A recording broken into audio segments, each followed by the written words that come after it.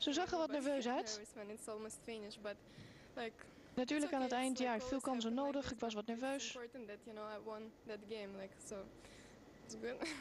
You lost the first set 7-6 and it seemed like you were a completely different player in the second and the third set. Ze leek een totaal andere speelster in de tweede set na het verliezen van de eerste set in een tiebreak.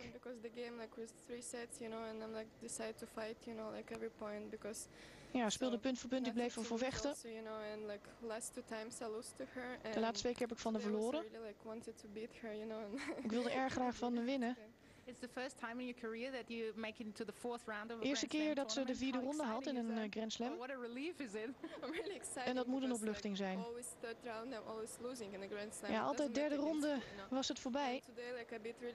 En vandaag win ik van een hele goede speelster. En het is een prachtig resultaat. Thanks Maria, well played.